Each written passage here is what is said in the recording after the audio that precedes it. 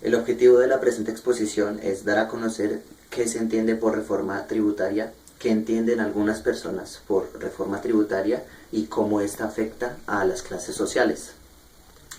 Para eso voy a entrevistar a dos personas cercanas a mí, mi hermana y mi madre, que nos darán sus diversos puntos de vista con respecto a la reforma tributaria y lo que conocen de esta. Entonces, la primera entrevista que voy a realizar, la realizaré a mi hermana Ginette. Ginette, ¿qué entiende usted por reforma tributaria y qué sabe con respecto a esta? Bueno, la reforma tributaria es un cambio estructural que se da en la parte pues tributaria de nuestro país en cuanto a la parte económica. Yo entiendo que se hacen esos cambios para verificar qué empresas o qué personas empiezan a pagar más IVA dentro de su vida, ¿no?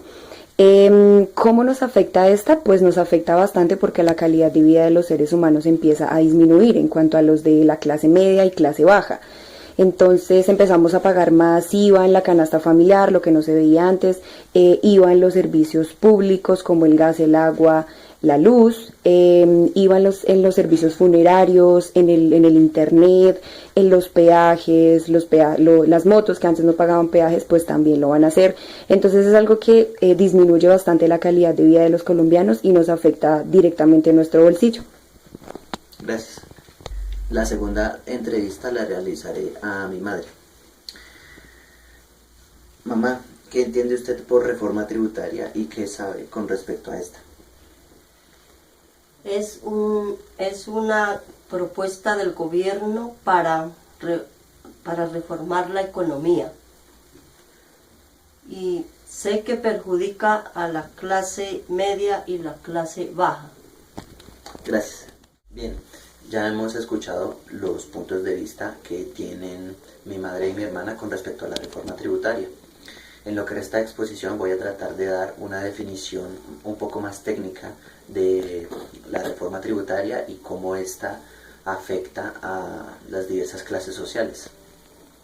La reforma tributaria es una modificación de uno o varios impuestos o bien una modificación en la estructura del sistema tributario de un estado o de un país. Entonces, en ese sentido, tenemos que entender que la reforma tributaria propone una modificación en la estructura interna del sistema tributario en un determinado territorio. Con respecto a las formas en cómo esta nos afecta, tal como la proponían los mandatarios en un principio, y por supuesto estoy hablando de la reforma tributaria de este año, en 2021, hay diversos puntos a tener en cuenta. Pero antes de ello me gustaría señalar una historia reciente desde el punto de vista económico en Colombia, porque la reforma tributaria no se obtiene simplemente porque sí, sino que se obtiene en virtud de algunas situaciones determinadas que son económicamente negativas. Así, por ejemplo, tenemos que señalar que ya el país ha afrontado dos reformas tributarias anteriores a esta, que son la reforma del 2018 y la reforma tributaria del 2019. Estas dejaron pérdidas de más de 10 billones de pesos. También tenemos que decir que, dada la crisis sanitaria por cuenta de la pandemia COVID-19, ¿sí? por cuenta de la pandemia de COVID-19, el país invirtió 44.4 billones de pesos. Esto con el fin de mejorar las capacidades hospitalarias, de mantener trabajos, de proteger a los más vulnerables, a la población más necesitada, etc. Entonces, esto generó un gasto tremendo.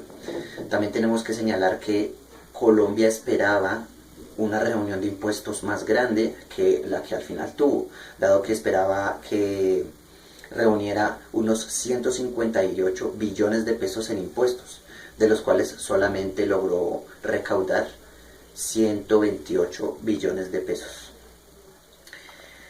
Dadas estas circunstancias, es de suma importancia recalcar que el país se vio en una crisis económica, porque en efecto perdió muchísimo dinero. Y lo que tuvo que hacer después es pedir créditos, pedir prestado a organismos externos como lo es el Fondo Monetario Internacional, al cual le pidió 11.000 millones de dólares. Y esto generó efectivamente un endeudamiento histórico. También tenemos que mencionar que el nivel de pobreza en Colombia es increíblemente alto. Tenemos que tener en cuenta que en 2012 el nivel de pobreza en Colombia estaba más o menos en un 40%. Ahora está en un 42% según cifras del DANE. Y esto generó la propuesta de la reforma tributaria. Básicamente todas estas razones que he dado son las que determinan esta proposición del gobierno ante la situación dada. Entonces, tal como lo proponían los mandatarios en un principio, la reforma tributaria traía muchas consecuencias o muchos efectos negativos, entre los cuales se considera lo que mencionaba mi hermana Ginette en una parte de la entrevista, que era los productos de la canasta familiar. Bueno, algunos de los productos de la canasta familiar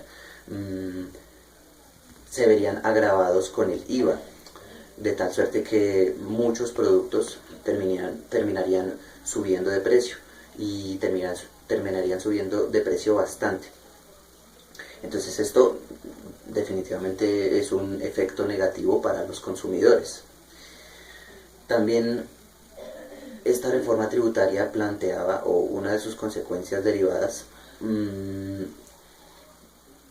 daban, o digamos que se presentaba el fenómeno en virtud de la reforma tributaria, si se llegase a aplicar, que muchas más personas terminarían pagando más impuestos y más personas terminarían declarando renta, porque se estimaba que para el año 2022 las personas que declararían renta serían aquellas que tuvieran un salario mínimo, un salario superior a 3.200.000 pesos, así como también para el 2023 se calculaba que las personas con un salario superior a 2.300.000 pesos tendrían que declarar renta. Entonces se vería digamos, muy afectada la clase media y todas aquellas personas que a las que se les pague un salario por este valor.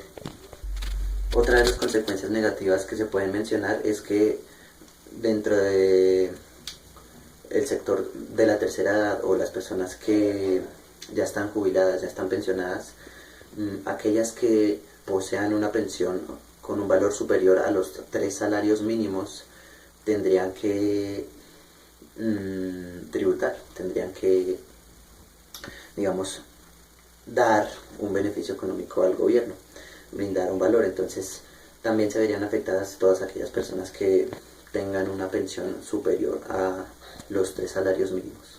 Gracias.